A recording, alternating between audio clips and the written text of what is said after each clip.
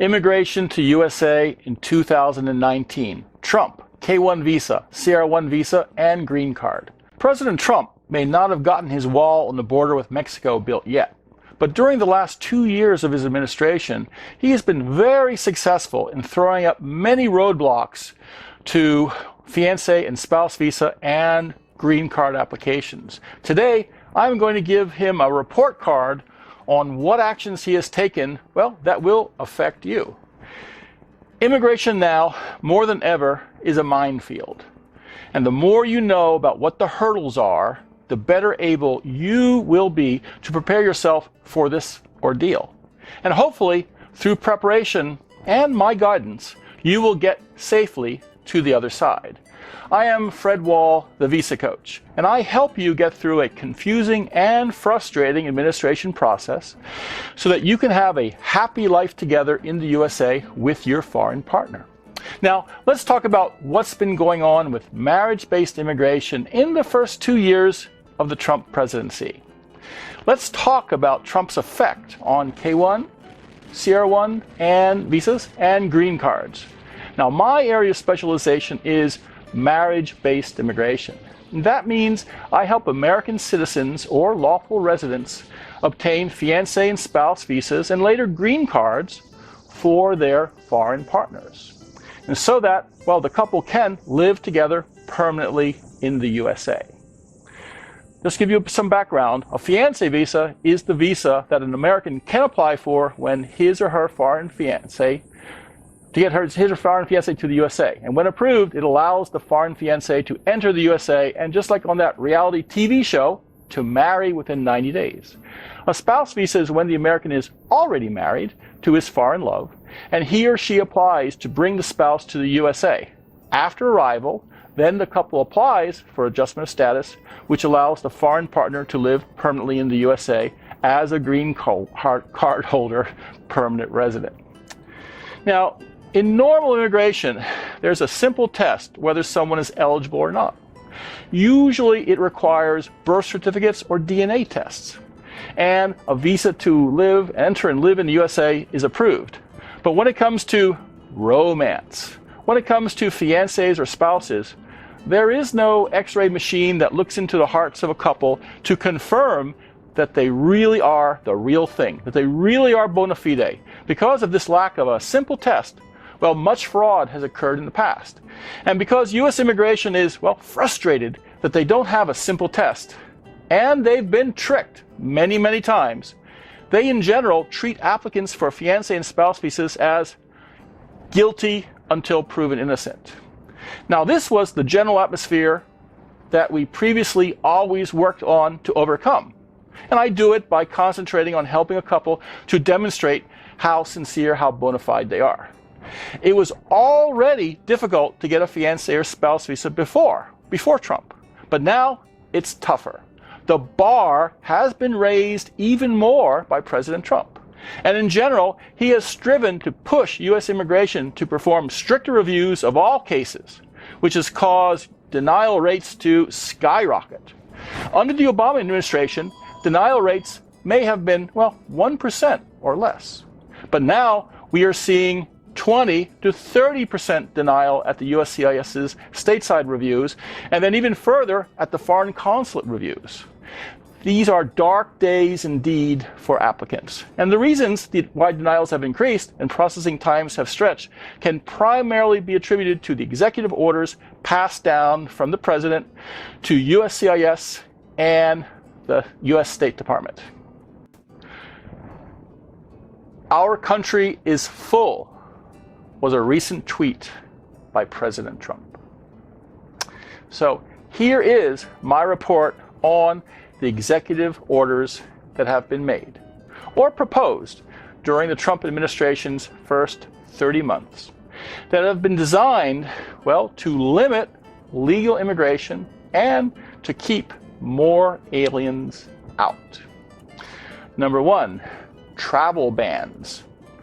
Travelers from Iran, Libya, Somalia, Syria, Yemen, Venezuela, and North Korea have been banned from being issued visas to the United States. And so far, 37,000 of their applications have been rejected. Number 2, vigorous enforcement of immigration laws. President Trump has mandated that US CIS vigorously enforce and administer administration laws. Take no shortcuts. The goal is to restrict legal immigration while just stopping illegal immigration.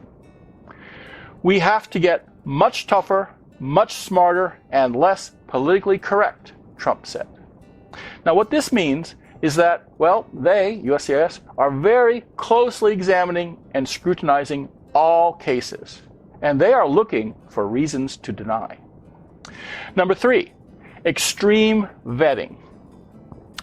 Applicants could be asked to do the following: hand over their phones so that their contact list and photos could be examined by embassy or consular staff. Provide their social media handles and passwords so that both private and public posts can be examined. Provide 15 years worth of travel history, employment history, and addresses. And finally, pass an ideological test. Potential questions might focus on, well, the traveler's view of society and culture and whether he likes the USA. Number 4, the application forms are increasing in size and complexity. The Fiance visa 129F has increased from 3 to 13 pages. The spouse visa I-130 from 2 to 12. And adjustment of status green card I-485 application has increased from 6 to 18 pages. Number 5, heightened scrutiny of any arrest, conviction, or citation. The Fiance visa application now has 2 fairly problematic new questions that must be answered, and when answered, must be backed up with court and police records. Has the American sponsor ever been the subject of any type of restraining or protection order? Has the American sponsor ever been arrested, cited, charged, indicted, convicted, fined, or imprisoned for any law, any ordinance, any time? No matter how frivolous a protection order was, you see, divorce lawyers frequently use this as a pressuring tactic. And no matter how trivial or long ago the crime, well, a teenager in the wrong place at the wrong time, these questions create extra hurdles that must be jumped and extra reasons for delays and possible denials. Number 6, US CIS can deny without warning. Now, in the past, when applications for fiancé visas, spouse visas, adjustment of status, well, they ran into trouble, often because the applicant didn't quite know what he was doing. The reviewer at US CIS often halted processing and then spent time and effort to issue a RFE, that's a request for evidence, that listed what was missing while giving the opportunity to respond and correct the error. Or if a case was in risk of being denied due to missing materials or problems, a NOID, notice of intent to deny, might be issued, also giving the applicant an opportunity to correct mistakes and explain things. Now, US CIS can skip the RFE, skip the NOID, and go directly to denial. And in some cases, if the applicant is present in the United States, go directly to deportation proceedings. Number 7, social media data mining. US CIS recently announced new contracts were given to companies to search through social media and collect data on fiancé and other visa applicants. So, if you have any suspect exposure, please take it down immediately. Number 8, stricter public benefits rules. The proposed new rule is to expand the criteria for what makes a person ineligible for a visa or immigration benefits. The new proposed rule, and it is still a proposal, it has not been made into law just yet, is that if the household is receiving any kind of public benefits, well, they could be found ineligible for visa or green card. This means those now receiving Medicaid, the Supplemental Nutrition Assistance Program, the Medicare Part D Low-Income Subsidy Program, and several housing programs such as Section 8 and so on, who are currently eligible, it would make their applications ineligible. even if one had requested a waiver against paying an immigration fee, one could be found ineligible. And worse still is even if an applicant has applied for such benefits in the past, but even if not granted them, even if the application was withdrawn, well, that would be enough to demonstrate that the applicant might in future need some kind of welfare, and he would be found ineligible due to the previous applications, even for the most minor subsidies and even if they didn't give him the money. And even worse is an applicant can be found ineligible even if having never applied nor taken any subsidies, even if his income meets the eligibility threshold, if the reviewer anticipates that possibly the applicant might need subsidies in the future.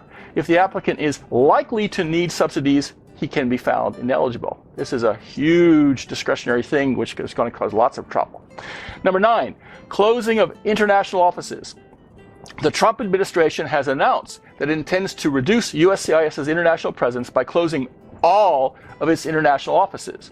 This means that those services that were provided to assist the processing of family visa applications, foreign adoption, and similar cases now would be curtailed.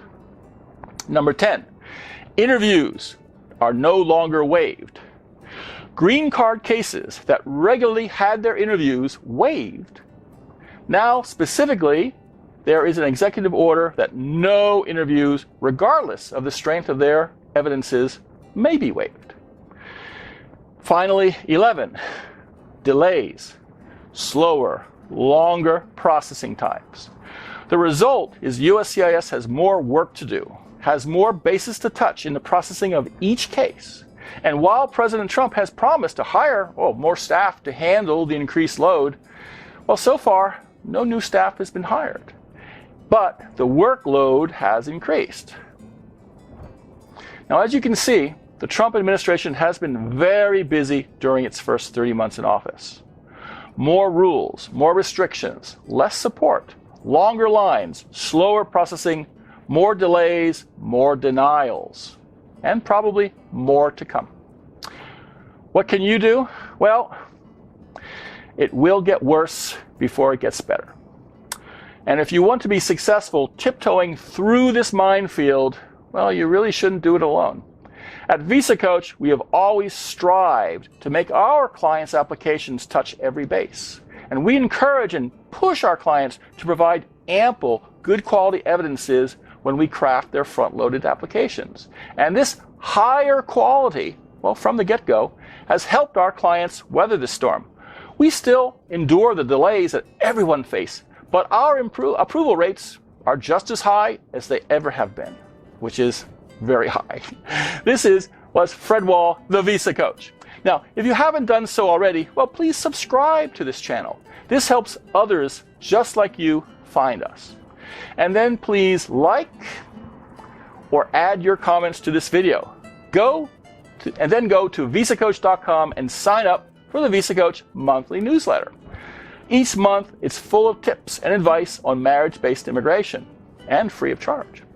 And when you sign up, you get 2 free ebooks I have written, 120 K1 visa interview practice questions, and 5 things you must know before starting on your visa.